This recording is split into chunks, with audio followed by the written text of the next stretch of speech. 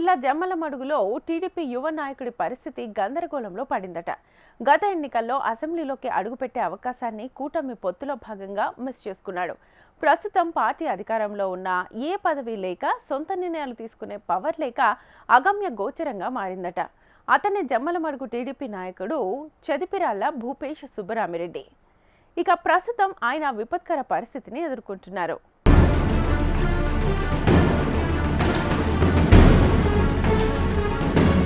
భూపేష్ సుబ్బరామిరెడ్డి ఈ పేరు రాజకీయ పార్టీలకు, ప్రజలకు పరిచయం అక్కర్లేనిది. తన కుటుంబంలోని పెద్దలకు ఫ్యాక్షన్ చరిత్ర ఉన్నా తాను మాత్రం ఆ మక్కిలిని అంటించుకోకుండా టీడీపీ పార్లమెంట్ అభ్యర్థిగా ఎదిగిన యువ నాయకుడు. రాజకీయాల్లో దేవగుడి కుటుంబానికి ప్రత్యేక గుర్తింపు ఉండేది. ఆ కుటుంబం నుంచి వచ్చిన భూపేష్ రెడ్డి తన చిన్నాన్న ఆదినారాయణ రెడ్డి మంత్రిగా, ఎమ్మెల్యేగా ఉన్న తన తండ్రి నారాయణ రెడ్డి, ఇంకో చిన్నాన్న శివనాథ్ రెడ్డి ఎమ్మెల్సీలుగా పనిచేసినా వారి ఇమేజ్తో సంబంధం లేకుండా నాయకుడిగా ఎదిగాడని చాలామంది చెప్తుంటారు.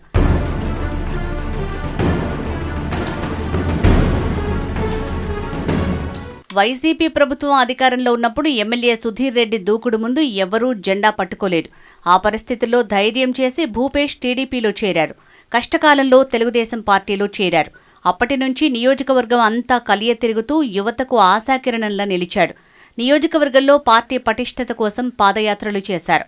యువగళం పాదయాత్రను కనీ విని ఎరుగని రీతిలో దిగ్విజయం చేశారు. ఫ్యాక్షన్ కుటుంబం నుంచి వచ్చినా ఆ రాజకీయాల జోలికి వెళ్లకుండా స్వచ్ఛమైన నేతగా భవిష్యత్తులో తమకు అండగా ఉంటాడన్న భరోసా ప్రజల్లో కల్పించాడని, అందుకే భూపేష్కు అంత ఫాలోయింగ్ వచ్చిందని ఆయన నియోజకవర్గ కార్యకర్తలు, ప్రజలు చెప్పుకుంటూ ఉంటారు. పార్టీ ఏ కార్యక్రమం చేయాలని చెప్పినా ఆ కార్యక్రమాన్ని దిగ్విజయంగా చేసేవాడు.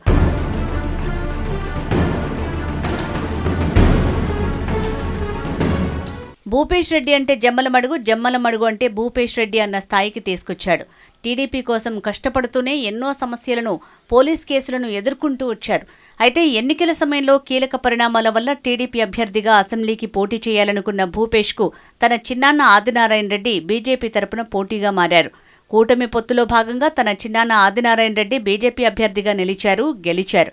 ఎన్నికల సమయంలో టీడీపీ ఎంపీ అభ్యర్థిగా ఎవరు పోటీ చేయడానికి ఆసక్తి చూపకపోవడంతో పార్టీ భూపేష్ రెడ్డిని రంగంలోకి దించింది. ఆ ఎన్నికల్లో వైఎస్ఆర్ కాంగ్రెస్ పార్టీ అభ్యర్థి అవినాష్ రెడ్డితో పాటు కాంగ్రెస్ పార్టీ అభ్యర్థి వైఎస్ షర్మిలతో పోటీ పడ్డారు. హోరాహోరీగా జరిగిన ముక్కోనపు పోటీలో దాదాపుగా 5,43,000 ఓట్లు సాధించారు. ముక్కోనపు పోటీలో టీడీపీలోని కొందరు షర్మిలపై సానుభూతితో ఆమెకు అనుకూలంగా పనిచేశారని కూడా చర్చ జరిగింది. ఎన్నికల్లో ఎంపీ అభ్యర్థి భూపేష్ రెడ్డికి ఎవరూ పెద్దగా సహకరించకపోయినా గెలుపు కోసం చివరి వరకు ప్రయత్నించారు.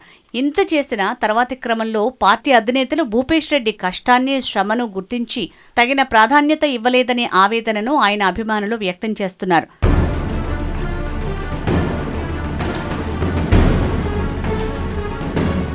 బీజేపీ ఎమ్మెల్యే అయిన తన చిన్నాన్నతో నడవలేక, తనను నమ్ముకున్న కార్యకర్తలకు, అభిమానులకు న్యాయం చేసే స్వతంత్రం లేక ఆయన పరిస్థితి అడకత్తరలో పోకచక్కర తయారైందంటారు రాజకీయ పరిశీలకులు. పార్టీ అధిష్టానం తన సేవలను, అంకిత భావాన్ని గుర్తించి నామినేటెడ్ పదవుల్లోనైనా ప్రాధాన్యమిస్తుందనుకున్నా ఆ పరిస్థితి దరిదాపుల్లో కనిపించటం లేదట.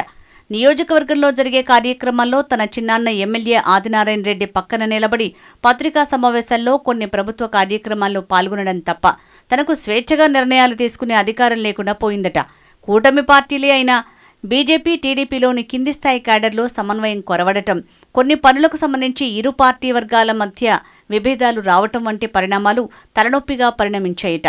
కుటుంబం ఒకటే అయినా, కూటమి ఒకటే అయినా చాలా విషయాల్లో అంతరాలు, కింది స్థాయి కార్యకర్తల అభిప్రాయ భేదాలు తరచూ ఏర్పడటం మింగుడుపడటం లేదట.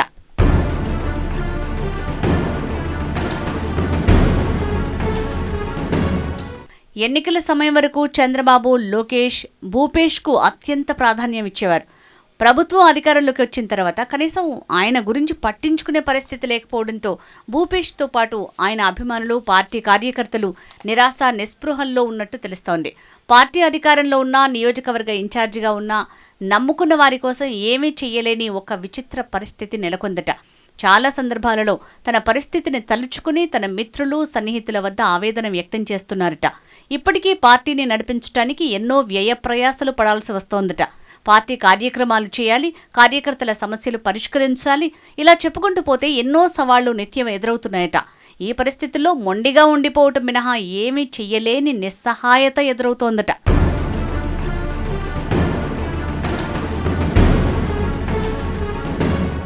నేడు రాజకీయాల్లో కొనసాగాలంటే సొంత వ్యాపారాలు, కాంట్రాక్టులు, ఇతర ఆదాయ మార్గాలు లేకపోతే మనుగడ సాధ్యమనేది నిజం. ఉంటే అధికార పదవుల్లోనైనా ఉండాలి, లేదంటే వ్యాపారాలు చేసుకుంటూ రాజకీయాల్లోనైనా కొనసాగాలి. ఈ రెండు అవకాశాలు భూపేష్కు లేకపోవడంతో పరిస్థితి నిర్లిప్తంగా మారిందట. పరిణామాలేవైనా, పరిస్థితులు ఎన్ని మలుపులు తిరిగినా చిత్తశుద్ధి, అంకిత భావం కలిగిన యువతరం నాయకులను గుర్తించాల్సిన బాధ్యత పార్టీ అధినాయకులకు ఉండాలంటున్నారు రాజకీయ సీనియర్ నాయకులు. ఏదేమైనా ప్రజాప్రతినిధిగా గెలిచి చట్టసభలో అధ్యక్ష అంటూ తన వాణిని వినిపించాలని కలలుగంటున్న ఆయన అభిమానులు భూపేష్ రెడ్డి కల భవిష్యత్తులోనైనా నిజమవుతుందో లేదో చూద్దాం.